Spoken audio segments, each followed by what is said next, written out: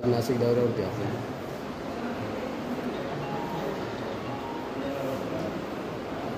पूर्ण देशामध्ये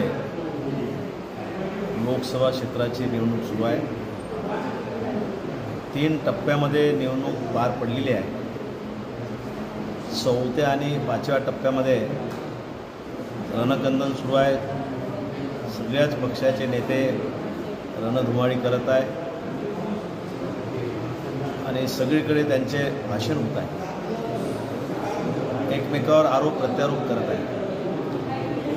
मी भारतीय जनता पार्टीचा खासदार म्हणून आणि भारतीय जनता पार्टी एसटी मोर्चाचा राष्ट्रीय महामंत्री म्हणून माझ्याकडे पक्षाने दायित्व दिलं। मी सुरुवातीला निरीक्षक म्हणून कणकवली आपले लोकसभा क्षेत्रात त्या ठिकाणी गेलो। त्या ठिकाणी मी प्रेस घेतली। त्यानंतर मी नगर लोकसभा क्षेत्रात जाऊन आलो। त्या ठिकाणी आज माझी प्रेस आटोपली। आज नाशिक या ठिकाणी आणि उद्याला नंदुरबार या ठिकाणी मी प्रेस घेणार आहे। तर प्रेस घेण्याचा उद्देश हा आहे की विरोधकाकडून मोठ्या प्रमाणात अपप्रचार होत आहे की भारतीय जनता पार्टीचं सरकार आलं, महायुतीचं सरकार आलं आणि मोदीजी जर पुन्हा तिसऱ्यांदा पंतप्रधान जर झाले तर संविधान बदलल्या जाईल, दलित आदिवासींचं आरक्षण कमी करण्यात येईल। म्हणजे हा खोटा प्रचार मोठ्या प्रमाणात ते करत आहे।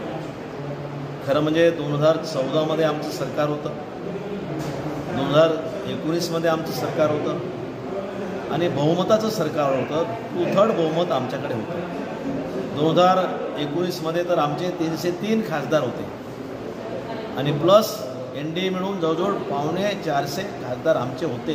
2/3 होतं म्हणजे आमचं बहुमत त्यावेळेसही होतं। जर आम्हाला संविधान बदलवायचं असतं, दलित आदिवासीचे आरक्षण जर कमी करायचं असतं तर आम्ही त्याच वेळेस केलं असतं, पण हे पाप आम्ही केलं नाही। उलट या देशाचे लाडके पंतप्रधान नरेंद्र मोदी हे खासदार झाल्यावर पार्लमेंटमध्ये गेले आणि पार्लमेंटमध्ये जाताना पार्लमेंटची शिडी चढण्याच्या पूर्वी धरतीला नमस्कार केला आणि नमस्कार केल्यानंतर पार्लमेंटमध्ये जाऊन पंतप्रधानाच्या खुर्चीवर जाऊन बसले आणि पंतप्रधानाच्या खुर्चीवर जाऊन बसल्यानंतर त्यांनी प्रण केला की या देशाचा मी विकास करेल, या देशाचा कायपालट करेल, या देशाचा चेहरामोहरा बदलेल, या देशाला जगामध्ये विश्वामध्ये उंच शिखरावर नेईल, हा प्रण घेतला। आणि त्यांनी हे पण बोललं, त्यांनी हे पण सांगितलं की ही जी खुर्ची आहे पंतप्रधानाची खुर्ची माझी खुर्ची नाही आहे। एक गरीब घरचा चहा विकणारा मुलगा, OBCचा मुलगा पंतप्रधानाच्या खुर्चीवर बसतो आहे, तर ही किमया केवळ डॉक्टर बाबासाहेबाची आहे। डॉक्टर बाबासाहेब आंबेडकरांनी जर संविधान लिहिलं नसतं, घटना लिहिली नसती तर या खुर्चीवर मी आज बसलो नसतो, असं त्यांनी सांगितलं। पण विरोधक मात्र त्याचा अपप्रचार करत आहे। खोटं बोल पण रेटून बोल, अशा प्रकारचं काम ते करत आहे। त्याच्यामुळे याच्यामध्ये या त्यांच्या अशा बोलण्यामध्ये कोणतेही रहस्य नाही, कोणतेही हे नाही काही।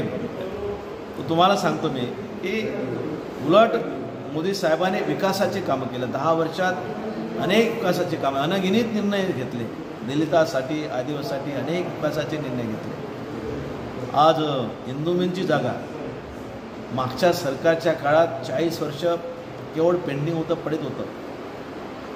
म्हणजे त्यांचं सरकार होतं 40-50 वर्ष, काँग्रेसचं सरकार। केवळ फाईल इथून जायची आणि परत यायची, कारण की त्यांची मनीषाच नव्हती की इंदुमिलची जागा त्या ठिकाणी द्यायचं आणि त्या ठिकाणी मोठं भव्य स्मारक तयार करायचं। ज्यावेळेस आमचे मुख्यमंत्री देवेंद्रजी फडणवीस हे मुख्यमंत्री झाले, त्यांनी फाईल लगेच केंद्राकडे पाठवली, मोदी साहेबांकडे पाठवली आणि मोदी साहेबांना सांगितलं की ही फाईल ताबडतोब मंजूर करा। मंजूर केल्यावर त्या ठिकाणी आता इंदुमिलच्या जागेवर मोठं स्मारक, डॉक्टर बाबासाहेब आंबेडकरचं मोठं स्मारक त्या ठिकाणी बनत आहे। एवढंच नाही तर लंडनमध्ये ज्या ठिकाणी बाबासाहेब राहत होते त्या ठिकाणची जागा खरेदी केली आणि त्या ठिकाणी आता आपल्या देशातले अनेक हुशार मुलं त्या ठिकाणी जातात, राहतात, शिक्षण घेत आहेत. एवढंच नाही तर ज्या ठिकाणी बाबासाहेब राहत होते त्यांच्या राहत्या घरी बिहारमधील महू येथे त्या ठिकाणी त्यांचं एक मोठं स्मारक बनवलं. एवढंच नाही तर दिल्लीमध्ये त्या ठिकाणी ज्या ठिकाणी राहत होते त्या ठिकाणी स्मारक बनवलं. म्हणजे असे एक ना अनेक महत्त्वाचे काम मोदी साहेबांनी केलेलं आहे. शिवाय आदिवासीच्या कल्याणासाठी अनेक योजना अंमलात आणण्याचं काम मोदी सरकारने केलेलं आहे. जवळजवळ 40 विभागाकडून योजना राबवल्या जातात. म्हणजे जवळजवळ मागच्या सरकारमध्ये 40-50 वर्षात ज्यांचं सरकार होतं त्या सरकारपेक्षा 4 पटीनं 5 पटीनं बजेट 22-23मध्ये केंद्र सरकारने वाढवून दिलेलं आहे. एवढंच नाही तर 740 एकलव्य विद्यालय मंजूर केलं नवोदय विद्यालयाच्या धर्तीवर. त्या ठिकाणी हुशार मुलं त्या ठिकाणी आता शिकतील. एवढंच नाही तर क्रांतीसूर्य बिरसा मुंडा यांची जयंती 15 नोव्हेंबरला असते, पण त्यांना काँग्रेसला कधीच सुचलं नाही की त्यांचं गौरव दिन म्हणून साजरा करायचा.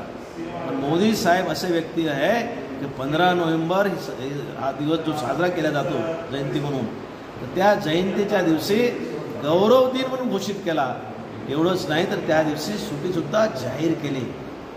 म्हणजे असे एक ना अनेक महत्त्वाचे काम मोदी साहेबांनी केलेलं आहे. तरीसुद्धा मोदी साहेबांना बदनाम करण्याचं